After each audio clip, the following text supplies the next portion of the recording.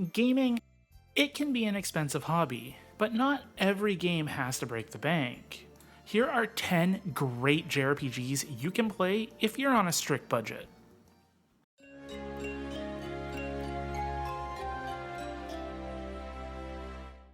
With the cost of games steadily rising these days, often costing $60, $70, or even more at times, I find myself hunting out deals more and more lately. In comparison to other genres, JRPGs can really give you a lot of bang for your buck. Often, they're 50 or more hours, so the dollar to gameplay time is usually pretty good. However, sometimes you're just looking for something more budget friendly, be it just because you can't see yourself spending full price on a JRPG, or maybe you're just looking for something new and cheap to play. After today's video, you will hear about 10 JRPGs available on modern platforms that you can play for under $30. As an added bonus, each and every game mentioned today gets my personal recommendation, as I had a really enjoyable time playing them all. As a reference, all prices listed will be in US dollars, so just keep that in mind. Anyways, strap yourself in, grab a drink, and prepare yourself as we talk about 10 amazing JRPGs you can play for under $30.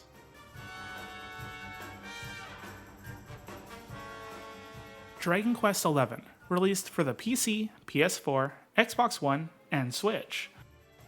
Now, normally Dragon Quest XI sits at $40, however, it commonly goes on sale for $20. Dragon Quest XI is talked about time and time again as one of the best turn-based JRPGs, not only because of its story or its aesthetic, but also because of its ease of access. Dragon Quest XI is not only an easy game, but if you like a challenge, it has options to make the game more difficult. The Dragon Quest series is incredibly important to me as far as gaming goes, and Dragon Quest XI is possibly one of the best games the series has to offer. Sometimes it blows my mind that even after almost 40 years, Dragon Quest still has that feeling of old classic JRPGs, no matter how advanced the games get. Now, Dragon Quest XI does follow that time-old tale of a hero by lineage traveling the land to save the world from a demonic entity hell-bent on destroying the world, but it's amazing that this series still thrives with such a basic concept. Personally, I think this is all due to the cute little monsters like slimes and goodie bags, as well as the simplicity of the story. It's easy to understand, and usually doesn't complicate things with subtle themes that may or may not confuse a gamer. It's for this reason that I would suggest this as a starting JRPG for anyone. And at $20, who can honestly say no?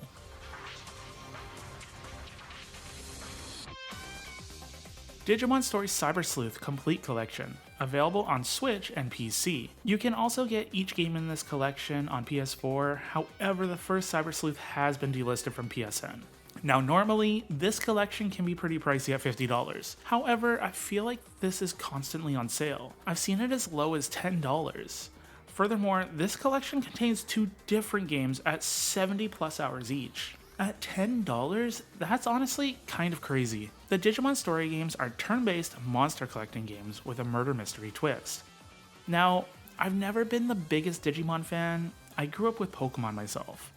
But the thing that drew me to these games is the murder mystery aspect to it. I love murder mysteries, so a monster collecting game with that theme was a no-brainer. Totally unrelated, but the composer of the Digimon Story Cyber Sleuth games is the exact same as the Danganronpa series. Not really related at all, I just thought I'd mention it. Earlier, I mentioned that these games can be more than 70 hours each, but that's only on the low spectrum. It's not uncommon to see over 100 hours for each game in the collection by sinking in countless hours, evolving and devolving your Digimon just to create the perfect Digimon team. Not to mention, you can power up Digimon by fusing them together, which involves even more grinding. Honestly, if you're a Digimon fan in any regard, this is a great game at a great deal that you'll enjoy.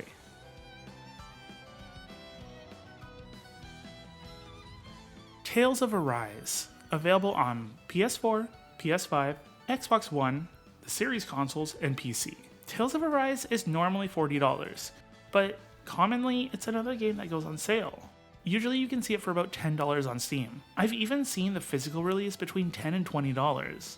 Now keep in mind, this is just the standard edition. There is also an expansion DLC story that can run you another $20 or $30. I have always loved the Tales series, ever since I played Tales of Eternia on the original PlayStation. Now, that being said, when Arise was initially announced, I was kind of skeptical because it seemed to be abandoning the tried and true Tales format for something more action-packed. However, after playing it, it's become one of my favorite Tales games in recent years. Honestly, for $10, you cannot go wrong with Tales of Arise. In usual Tales fashion, you have whimsical characters with goofy interactions, an emotional story, and high-paced action combat. Tales of Arise probably has one of the fastest and craziest battle systems in the series. And while we're on the topic of Tales, I really wonder what's going on with the series.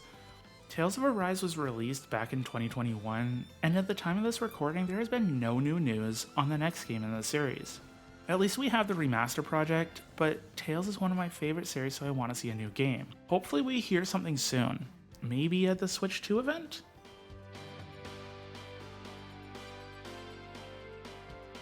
Lost Odyssey, released on the Xbox 360, but it's playable on the Xbox Series consoles via backward compatibility.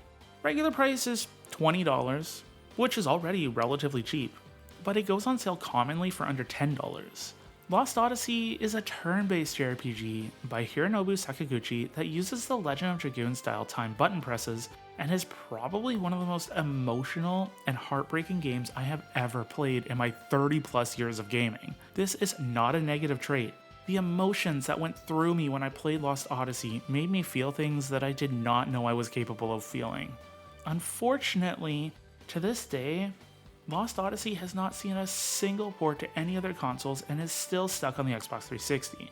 As I mentioned previously, you can play it on the series family of consoles, but I hope that one day we can finally see a port to at least PC, and possibly the PlayStation family.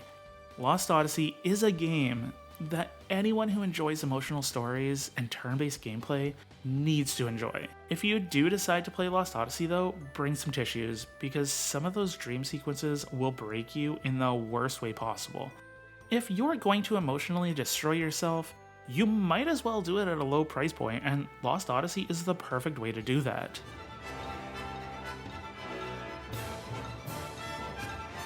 No Kuni, Wrath of the White Witch, available on everything: Switch, PC, PlayStation 4, and Xbox One. Whenever there's any kind of sale, it's usually about $15, but I've seen it as low as $8.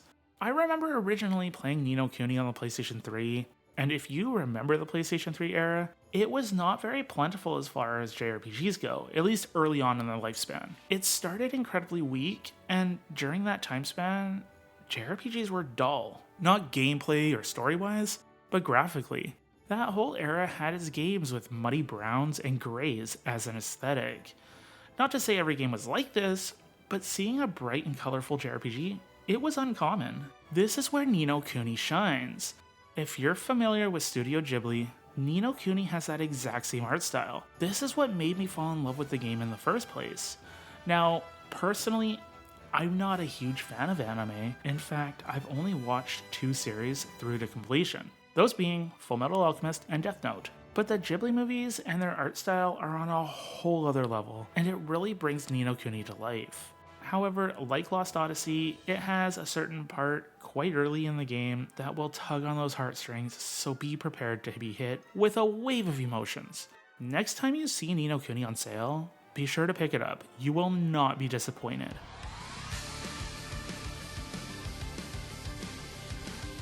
Soul Hackers 2. Normally, it's $60, but this is another game that rarely sees its full price. More often than not, it goes on sale for $15 to $20. I don't know what it is with Atlas and sales, but it's funny how their games almost seem to be on a permanent sale. Oh well, good news for us that are shopping for a good deal. Soul Hackers 2 is available on PlayStation 4 and 5, Xbox One and its series consoles, as well as PC. Honestly, I've heard people's opinions of Soul Hacker 2, but I just don't understand them. It has an amazing story, the art style and presentation is divine, and the combat system is downright fantastic.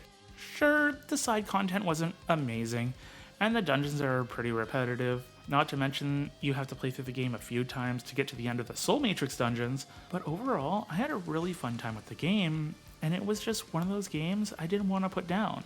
If you've played a Persona or Shin Megami Tensei game, you pretty much know what to expect. And yes, I know this is the second Soul Hackers game, but you by no means have to play the first one. And for under $20, you can't go wrong with Soul Hackers 2.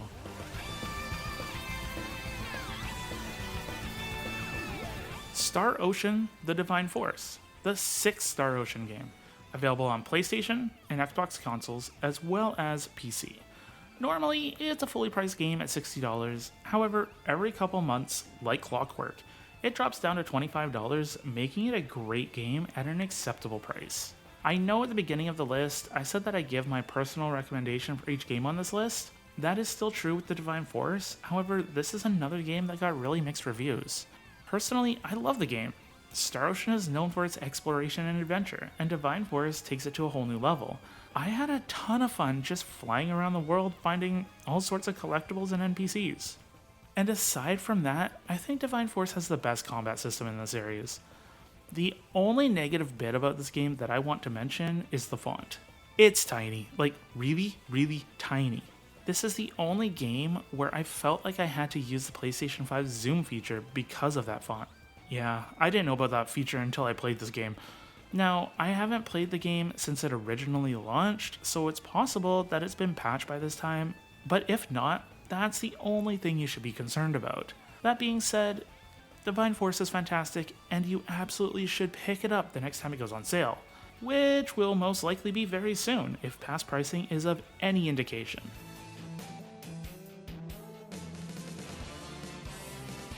Phantom Brave, the Bermuda Triangle Remaster, released on PC and PS4, costing $20. Also available on Switch in a collection with Soul Nomad and the World Eaters for $45. Now, keep in mind, this is just the original Phantom Brave, not the sequel that was released a few days ago. Phantom Brave, the Bermuda Triangle Remastered is, well, a remaster of the PS2 game of the same name. Strategy RPGs back during the PS2 days were a dime a dozen, but Phantom Brave stands out by not using the tried and true grid-based battle system that we see in most strategy RPGs. Phantom Brave shakes things up by offering a free-roaming, range-based turn system. I am actually currently playing through the original Phantom Brave on PS5, and while it does feel like a PS2 game, it's funny because I get this feeling of nostalgia from all the mechanics and storytelling, despite never having played through it before. I've been having a lot of fun with it, and I'll be honest, I started playing it because I'm hyped for The Lost Hero, but I'm having so much fun, and I can't wait to play The Lost Hero after I'm done with this. Strategy RPGs are one of those genres that I find very hard to get into, but once I do get into one, I refuse to put it down until I play it until completion. Speaking of strategy RPGs, where's my Final Fantasy Tactics Remaster, Square Enix? My patience is wearing thin. Okay, not really, but it's just one of my most anticipated games.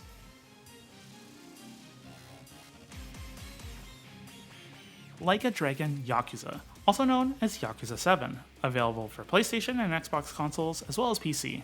Regularly priced at $20, which is already a steal, but I've seen it commonly as cheap as $10. I've even seen the PS4 physical copy that comes with a free upgrade to the PS5 port for under $10. Now, of all the games on this list, I haven't actually played through Like a Dragon all the way through. I'm currently playing through the Yakuza series. I'm currently on Yakuza 4, but from everything I've heard, everything I've seen, and from the little tiny bit that I've played, I can honestly say this game is worth every penny. Yakuza is such a strange beast when it comes to gaming. The main quest? Dead serious J-drama that will make you tear up and gasp from shock. Meanwhile, you have other side stories and side quests that will leave you saying, what just happened? Yakuza 7 was the first game in the series to go from an action beat-em-up to a turn-based JRPG, and honestly, it shocks me how easily it transitioned from one style to a radically different style. Once I eventually get to Yakuza 7, I might actually put out a review for it, because so far, the Yakuza series is one series that I can honestly rank in my top 10 of all time. I'll probably get roasted for suggesting a game I haven't played through to completion, but I don't think I've met a single person who has said they don't like Yakuza 7. Have you played Yakuza 7 at this point? If so, let me know. Do you think it's worth picking up for under $20?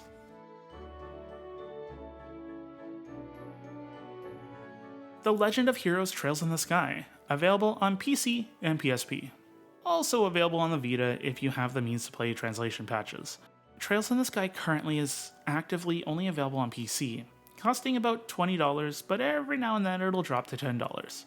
Before you get all huffy and rip me a new one, yes, I am aware that Trails in the Sky is getting a remake later on this year, and a lot of people would most likely want to wait for that version before jumping into the franchise. However, I still feel like the original release is worth mentioning because honestly, it is an absolutely fantastic game that started one of the most commonly hyped up RPG franchises to date. There isn't much that I can say at Trails in the Sky at this point that hasn't been mentioned before, but honestly, the cost of this game isn't the real price you'll pay. The real cost is all the emotions and all the experiences that you'll have for the next 1,000 hours of your gaming life. Seriously, Trails in the Sky and each subsequent game gets better and better.